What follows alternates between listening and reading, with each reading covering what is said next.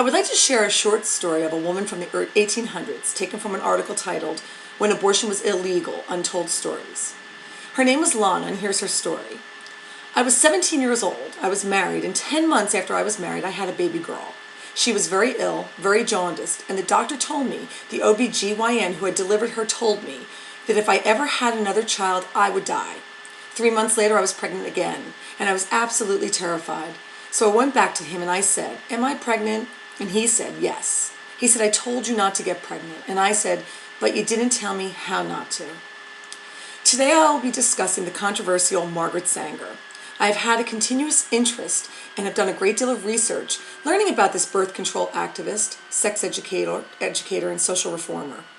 I will discuss the contributions and enormous impact she has made on society, and her motivation behind them, and why I feel she was one of the most infamous women of her time.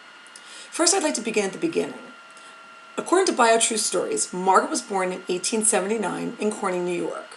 The mid-1800s to early 1900s were a difficult time for women. It was a time when women's rights were overshadowed by the anti-slavery movement and Civil War. Margaret was one of 11 children. Her mother had endured 18 pregnancies in her lifetime and had passed away at the age of 40. Margaret blamed her father for her mother's demise. She felt her death was the result of the several pregnancies that eventually took a toll on her body. Margaret's father had a greater interest in alcohol than he did in the raising of his children. With little chance of a good life and little opportunity to acquire work, Margaret was determined to make a change and set off to college. After 4 years of college, she continued her education in nursing and graduated in 1900. Margaret had a burning desire to make change for women, much like Lana, who I mentioned earlier. After losing her mother at such an early age and witnessing so many of these women having children simply because they weren't educated in birth control was unsettling for Margaret. Many women had contracted STDs and faced death from trying to self-abort, all of which could have been avoided had they just been informed of their choices. So here these women are, living in a time that not only did the law prevent them to learn about safe sex or birth control, but the act of an abortion was illegal. So you can see why Sanger felt motivated to make a change, right?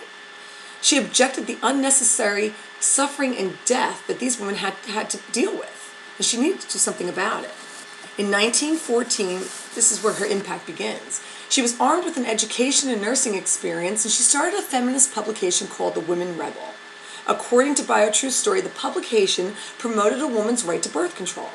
Immediately, she found herself facing legal problems. See, at this time, it was illegal to send contraceptive information through the mail, but she did so.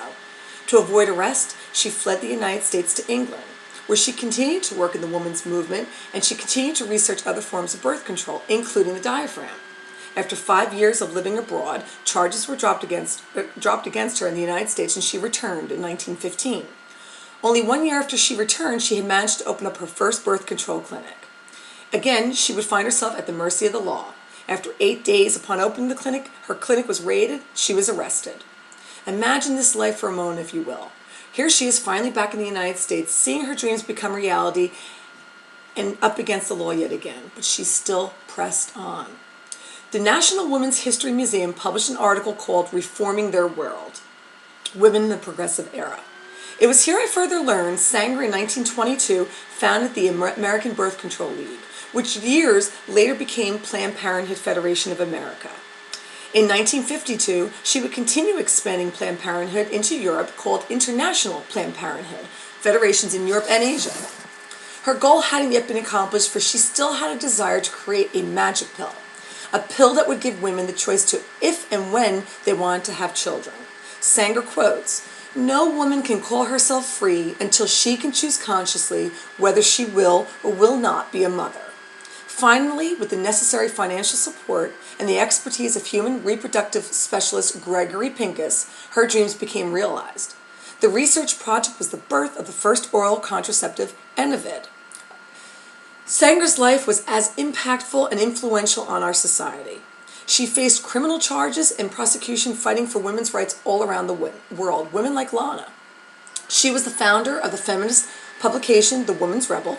She opened the first birth control clinic in the United States, founder of the American Birth Control League, which later became Planned Parenthood Federation, expanded Planned Parenthood to Europe and Asia, and finally provided us with the first oral contraceptive, Enivid.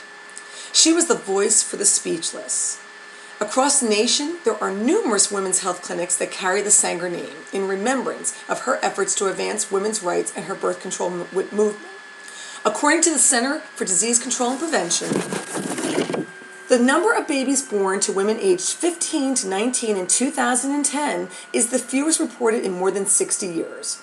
Would that be so if it weren't for the vision and drive of Margaret Sanger? I don't believe so.